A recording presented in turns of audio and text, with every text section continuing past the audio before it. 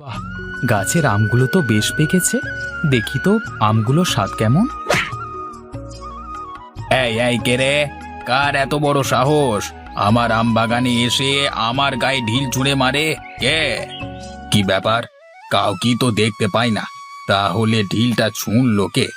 না না, কেউ তো আছেই।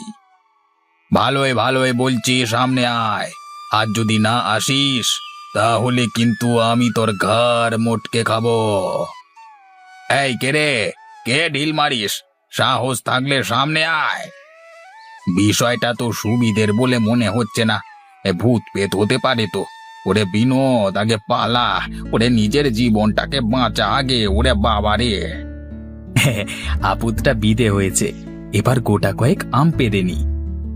বেশ বেশ, কয়েকটা হয়েছে আম পাড়া। যাই, এবার বাড়ির দিকে যাই, মাকে বলবো কেটে দেবে। কিরে, তুই এতগুলো পাকা আম কোথায় পেলি রে বাবা? তুমি একবার এদিকে এসো, আমি তোমাকে খুলে বলছি। এবার সত্যি করে বল তো, আমগুলো কোথায় পেলি? চুরি করিসনি তো আবার? আরে দূর, কি যে বলো তুমি! গাছের ফল পারলে চুরি করা হয় নাকি? গাছের মালিককে না বলে পারলে সেটা তো চুরি করাই হয় রে বাবা। আরে ছাড়ো তো সব, তুমি আগে আমার কথাটা শোনো। না, আমি তোর কোনো কথা শুনবো না। তার মানে তুই গাছের মালিককে না বলে এই আমগুলো পেড়েছিস। যা, এক্ষুনি যা, যার গাছের আম তাকে ফেরত দিয়ে আয়। তোমার কাছে আসলে কিছু বলাই যায় না। যাও, তোমার কাছে বলবো না। ও বিনোদদা, তুমি এখানে দাঁড়িয়ে উঁকি মেরে কি দেখো গো? আর বলিস না রে মতিন, আমার বাগানে মনে হয় ভূত পেত ঢুকেছে। ছোটবেলায় শুনেছিলাম দুপুর বেলায় ভূতে মারে ঠেলা, আর আজকে আমার গায়ে ঢিল মারলো। ওরে বাবা রে বাবা! আরে ধুর, ওসব ভূত টুত আবার হয় নাকি? না না, তুই জানিস না, আমার তো আর একটু হলে প্রাণটাই চলে যেত। এই নাও বিনোদদা, তোমার বাগানের আম।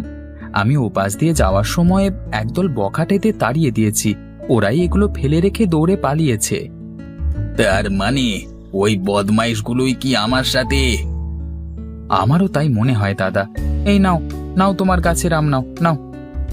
না না, এগুলো তুই রাখ, তোর জন্য বড় বাঁচা বেঁচে গেলাম। তা না হলে তো আমি ভয়ে আর বাগানের দিকে যেতেই পারতাম না রে বাবা। বেশ, এবার তাহলে আমি গেলাম। আর শোনো, আমার মা যদি তোমার কাছে কখনো জিজ্ঞাসা করে, তাহলে তুমি তাকে বলে দিও কিন্তু আমি আমগুলো চুরি করে নিইনি, ঠিক আছে? বেশ বেশ, ও নিয়ে তোকে চিন্তা করতে হবে না। যা যা, তুই এখন বাড়িতে যা। এই যে চলে এসেছে আমার সুপুত্র। তা সারাদিন কোথায় কোথায় কি কি করলে বলো দেখি শুনি। কোথায় আবার কি করব? কেন? কারোর গাছের আম চুরি তো কারোর পুকুরের মাছ চুরি, এসব করনি? দেখেছো তো মা, আমি কেন চুরি করতে যাব? আর তোমাদের বিশ্বাস না হলে একবার বিনোদার কাছ থেকে শুনে এসো। হ্যাঁ, আমার তো ঠেকা পড়েছে, শুনে আসতে যাব। তা বলি, এভাবে আর কতদিন চলবে শুনি? আহা, তুমি থামবে?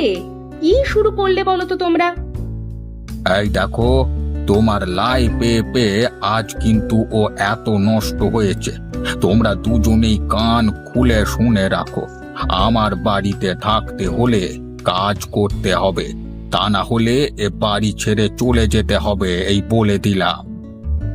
তোর বাপের কথায় কিছু মনে করিস নে বাবা। হাত মুখ ধুয়ে আয়, আমি তোর জন্য খাবার বাড়ি। না মা, তার আর দরকার হবে না। তুমি শুনলে না বাবা কি বলে গেল? পরে দেখা যাবে আমার জন্য তোমার সাথে খারাপ ব্যবহার করবে। সবই তো বুঝিস, তাহলে এবার একটু কাজে কামে মন দে না। ওই মানুষটার দিকেও তো একটু তাকাবি নাকি? বেশ, তোমরা চাও আমি কিছু করি, তাই তো? বেশ, তাহলে তাই হবে। কি হলো আবার, কোথায় চললি? ওই যে বললে না কিছু করতে হবে, তাই তো যাচ্ছি। কিছু করা না পর্যন্ত আমি আর ঘরে ফিরছি না, এই বলে দিলাম।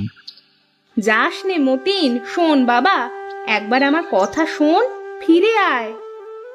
রে, তুই হঠাৎ এই অসময়ে আমার বাগানে? আর বলো না দাদা, বাড়িতে গিয়ে কি আর শান্তি আছে? কেন রে, তোর আবার কি হলো? কি না হবার আছে বলো? কাজ কাম করি না বলে তো কথা শুনবার আর শেষ নেই।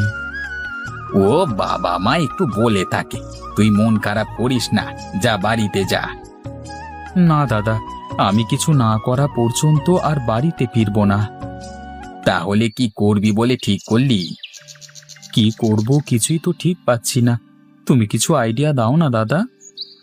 বেশ, একটা কাজ করতে পারিস, নদীর ধারে গিয়ে বসে চিন্তা করে দেখতে পারিস, কিছু না কিছু একটা উপায় ঠিক পেয়ে যাবি।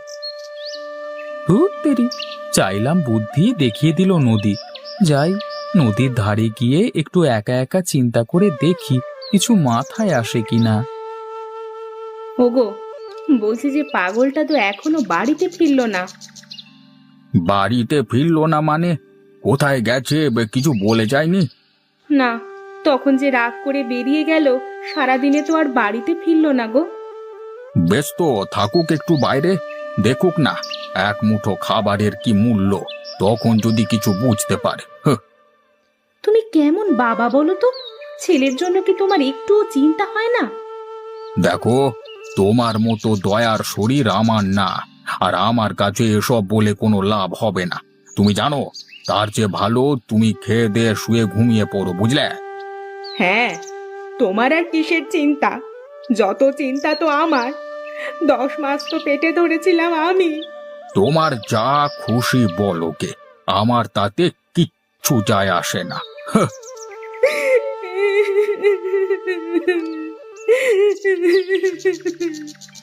কি কাকা, কোথায় চললে এই সকাল সকাল?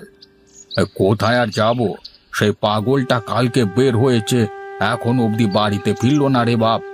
কি বলো কাকা, মতিন কাল থেকে বাড়িতে ফেরেনি? না বাবা, তা তোমার সাথে কি দেখা হয়েছিল ওর? হ্যাঁ, কালকেই তো একবার এসেছিল বাগানে, আমি বললাম নদীর ধারে গিয়ে ভাবতে। বেশ বেশ, একটু ওদিকটাতে গিয়েই দেখে আসি তাহলে।